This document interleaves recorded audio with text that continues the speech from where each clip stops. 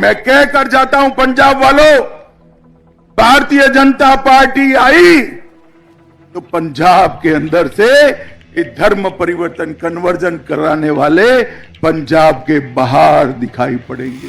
तो दोनों वो हैं।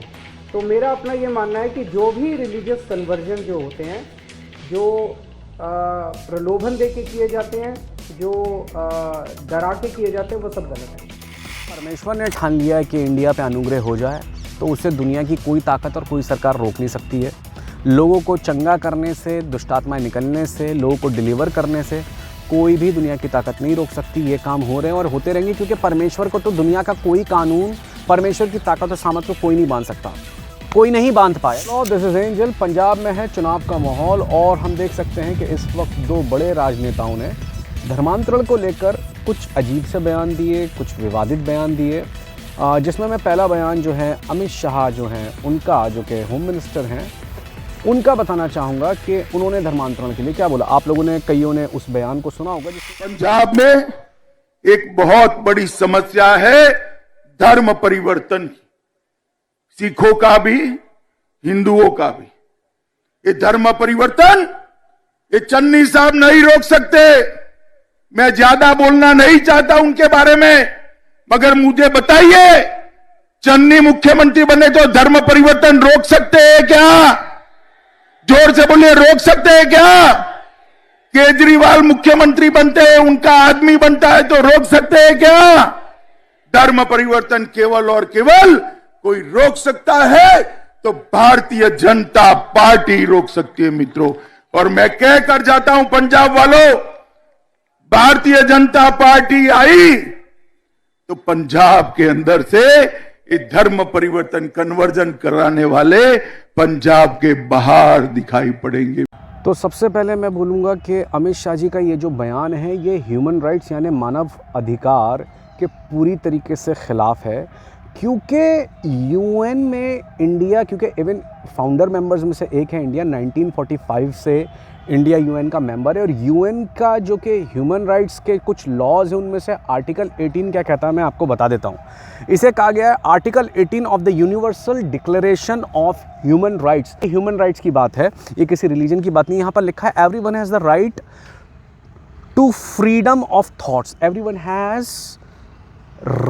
Everyone has the right to freedom of thought, conscience and religion. This right includes freedom to change his religion or belief, and freedom either alone or in community with others and in public or private to manifest his religion or belief in teaching, practice worship and observance। यानी कि UN article 18 पूरी तरीके से freedom देता है सबको उनका धर्म बदलने के लिए, उनका विश्वास बदलने के लिए। वो उसके लिए पूरी तरीके से फ्री हैं। अपने, उनका विवेक, उनका जो ज़मीर है वो उन्हें जहाँ पर जाने के लिए बोलता है, जिस मज़हब, जिस धर्म को चुनने के लिए बोलता है, वो उसको चुन सकते हैं और वो उसको मान सकते हैं। तो यानी कि ये एक ऐसा बयान जो इस वक्त होम मिनिस्टर अमित शाह ने दिया है, वो पूरी तरीके से यूनिवर्सल ह्यूमन राइट्स के लॉ के बिल्कुल अगेंस्ट दिया है। तो इस बात को आप समझिएगा कि ये एक ऐसी चीज़ है। मैं समझता हूँ अगर वो यही बयान यूएन में दें तो हम देखते हैं फिर इंडिया को किस तरीके से आउटरीच का सामना करना पड़ सकता है। पर आप समझिए कि ये बात बाहर नहीं बोली जाएगी, पर पंजाब में इस चीज़ को बोला गया है और पंजाब में इस चीज़ को क्लियर, देखिए इनमें से कोई नहीं कर रहा है, गौर से सुनिएगा, कोई भी इनमें से, चाहे वो बीजेपी है या जितने भी जो अपने आप को राइट विंग बोलते हैं, वो लोग क्लियर ये कोई भी नहीं कर रहा है कि हाँ भाई अगर किसी का मन कहीं पर भी कर रहा है, उसका विवेक उससे कह रहा है उसका धर्म बदलने के लिए या उसको अपने आराधना का तरीका बदलना है, उसके लिए वो स्वतंत्र है। ऐसा कोई भी क्यों नहीं कह रहा? क्यों नहीं कह रहा? यानी कि आप लोगों को बंधुआ बनाना चाहते हैं, आप चाहते नहीं हैं कि वो लोग खुद चीज़ों को सर्च करें, सच को ढूंढें, सच का पीछा करें, यानी कि आप उन्हें पूरी तरीके से बांध के रखना चाहते हैं। तो जो भी घूम फिर के बात आती है, क्या आती है कि भाई आप धर्मांतरण कर रहे हैं, धर्मांतरण। लेकिन मैं बार बार एक ही सवाल उठाता हूं कि धर्मांतरण को ये तो साबित करो कि धर्मांतरण अपराध है। हाँ भाई, हम उसे मन परिवर्तन कहते हैं। देखिए क्रिश्चियंस को भी कुछ पता नहीं होता है, कई बार वो कहते हैं नहीं नहीं मन परिवर्तन बोलो, धर्म परिवर्तन मत बोलो। देखिए दो तरीके की लैंग्वेज होती है, एक लैंग्वेज होती है दुनिया के लिए, दूसरी होती है चर्च के लिए।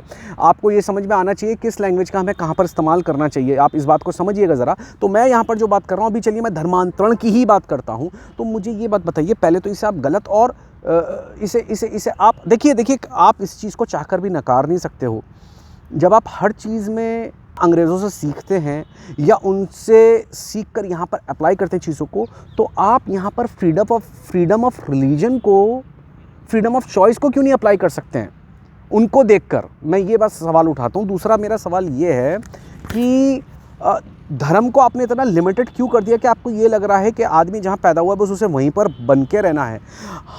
क्या अंग्रेज़ किसी को रोक रहे हैं अपनी कंट्रीज़ में धर्म का प्रचार करने के लिए, किसी को मार रहे हैं? क्या वहाँ पर किसी मुसलमान या सिख या हिंदू या किसी और रिलीजन या जैनिस्ट या बुद्धिस्ट, इवन जो वहाँ पर कल्ट है, डिमोनिक चर्च है, वो भी कर रहे हैं अपना काम, उन्हें भी दिया जा रहा है, क्योंकि ये लोगों को छोड़ दिया गया, लोगों को सच से एजुकेट किया जा रहा है और उसके बाद उनको उनकी चॉइस पे छोड़ दिया जाता है, क्योंकि लोगों को बांधकर आप किसी पर्टिकुलर फेथ, रिलीजन या बिलीफ में नहीं रख सकते हैं।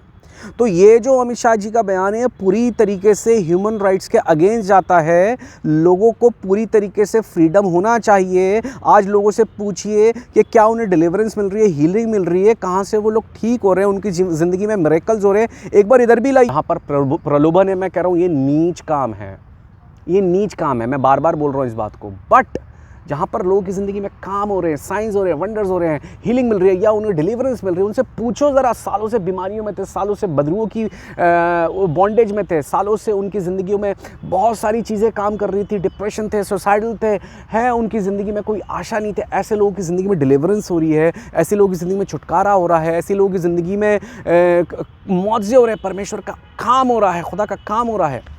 इसीलिए वो लोग यीशु मसीह की आराधना कर रहे हैं। This is the only reason.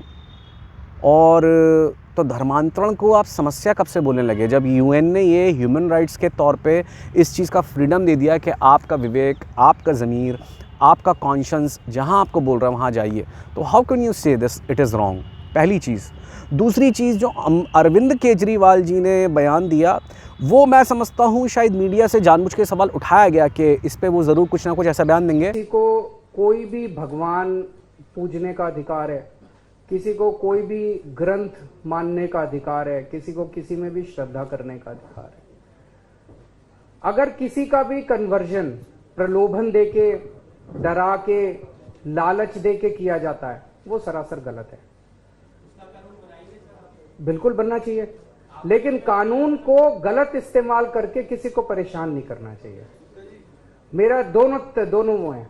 तो मेरा अपना ये मानना है कि जो भी रिलीजियस कन्वर्जन जो होते हैं, जो प्रलोभन देके किए जाते हैं, जो डरा के किए जाते हैं, वो सब गलत है। केजरीवाल जी ने जो बोला वो ये बोला कि मैं दोनों चीज़ों के उसमें हूँ खिलाफत में, कि अगर लॉ बनाया जाता है तो उसका गलत इस्तेमाल नहीं होना चाहिए और प्रलोभन से या ज़बरदस्ती कोई कन्वर्जन होना भी नहीं चाहिए। तो मैं इसमें केजरीवाल जी को यही बोलूँगा, देखिए थोड़ा सा हमें कॉमन सेंस यूज़ करना है। कॉमन सेंस यूज़ करेंगे तो हम समझ जाएंगे। देखिए किसी भी कम्युनिटी, किसी भी रिलीजन, किसी भी धर्म की अगर असलियत देखनी हो, असलियत, तो उसे वहाँ देखो जहाँ पर वो मेजॉरिटी में है। जहाँ पर तुम लोग 2 हो और दूसरे 10 हैं, तो वहाँ तो तुम नेचुरल सी बात है अपने आप को बहुत अच्छा दिखाओगे, क्योंकि तुम गिनती में कम हो। पर जो गिनती में ज़्यादा हैं और वो चाहे तो तुम्हें दबा सकते हैं, पर वो वहाँ पर आपको कैसे ट्रीट कर रहे हैं, ये सारी बात डिपेंड करती है। तो किसी भी कम्युनिटी का, किसी भी धर्म या मज़हब का असली रूप देखना है तो वहाँ पर देखो जहाँ पर वो मेजॉरिटी में है, वहाँ पर वो असली रंग दिखाता है, अच्छा है या बुरा है, ठीक है ना, कैसा है वो, कितना वो पीस लविंग है, कितना वो इक्वलिटी पे, कितना वो डेमोक्रेसी पे विश्वास करता है, वो तब पता चलेगा जहाँ पर वो ज़्यादा है। तो मैं यही बात बोलूँगा केजरीवाल जी, ज़रा देखिए क्रिश्चियन कंट्रीज़ में इंडियंस या दूसरी कंट्रीज़ के लोग, they are dying to go there. क्या उनके साथ वहाँ ज़बरदस्ती हो रही है? जहाँ पर वो ज़बरदस्ती कर सकते हैं, I am talking about Christians, missionaries, जहाँ पर वो प्रलोभन दे सकते हैं, ज़बरदस्ती कर सकते हैं, कन्वर्ट कर सकते हैं, क्या वहाँ पर ऐसा कुछ हो रहा है? नहीं हो रहा। तो आपको ऐसा लगता है कि इंडिया जैसी कंट्री में क्रिश्चियन मिशनरीज़ AK-47 लेकर या तलवार लेकर उसके दम पर लोगों को कन्वर्ट कर रहे हैं? डू यू रियली थिंक ऐसा कोई ज़बरन ऐसी ज़बरदस्ती के साथ किसी का कन्वर्जन हो रहा है? Do you really think it exist? Is there anything exist like a force conversion? Just think. प्रलोभन की बात है, इतनी सारी FCRA बंद कर दी हैं, आपको अभी भी लग रहा है कि अभी भी फोर्स प्रलोभन से कन्वर्जन हो रहा है? प्रलोभन से नहीं होता। चैरिटी की आज्ञा, चैरिटी करने की आज्ञा जीसस ने दी है। ये हमारा सबसे बड़ा डीड है, वन ऑफ द, कह लीजिए ये हमारे ईमान का सबसे बड़ी एक फाउंडेशन स्टोन में से एक है, चैरिटी करनी है, और वो हम करेंगे। FCRA बैन करो मत करो, पर वो हमें करना है, और उसका धर्मांतरण से कोई भी मतलब नहीं है और मकसद नहीं है, इस बात को याद रखिएगा। तो जो आपने बयान दिया पहले देखिए, कुछ लॉज को बनाया इसलिए जाता है, जैसे कि भाई दहेज का लॉ बनाया गया, पर क्या ऐसा नहीं हुआ उसमें से कई लोगों के ऊपर, कई मासूम लोगों के ऊपर गलत आरोप लगाकर उनको इस लॉ के थ्रू दबाया गया? ऐसा होता है जब लॉ बनाया जाता है, इसलिए कि आप दूसरे पे अत्याचार कर सको। ऐसा हुआ और ऐसा होता है। पाकिस्तान में ब्लेस्फेमी, बेअब्दी का लॉ है, पर वहाँ पर जब पता चलता है कि किसी मुस्लिम की किसी क्रिश्चियन से दुश्मनी है, तो पता चलता है वो उस लॉ को भी गलत तरीके से इस्तेमाल करता है उन्हें दबाने के लिए। तो ये लॉज बनाए इसलिए जाते हैं कि आप माइनॉरिटी को दबाओ या अपनी दुश्मनी निकालो, पर्सनल वो निकालो। तो मैं यही बोलूँगा कि आप खुद देखिए, प्रलोभन से कन्वर्जन, फोर्स से कन्वर्जन एक मिथ है, और मेहरबानी से थोड़ा सा कॉमन सेंस यूज़ करेंगे तो आपको पता चलेगा ये एग्जिस्ट नहीं करते हैं, ये बिल्कुल गलत है। और हम खुद इस चीज़ को पूरी तरह कंडेम कर रहे हैं, पूरी तरह कंडेम करते हैं। फोर्स कन्वर्जन, प्रलोभन से कन्वर्जन, अगर परमेश्वर ने ठान लिया है कि इंडिया पे अनुग्रह हो जाए, तो उसे दुनिया की कोई ताकत और कोई सरकार रोक नहीं सकती है। लोगों को चंगा करने से, दुष्टात्माएं निकलने से, लोगों को डिलीवर करने से कोई भी दुनिया की ताकत नहीं रोक सकती। ये काम हो रहे हैं और होते रहेंगे, क्योंकि परमेश्वर को तो दुनिया का कोई कानून, परमेश्वर की ताकत और सामर्थ को कोई नहीं बांध सकता, कोई नहीं बांध पाया, इतिहास गवाह है।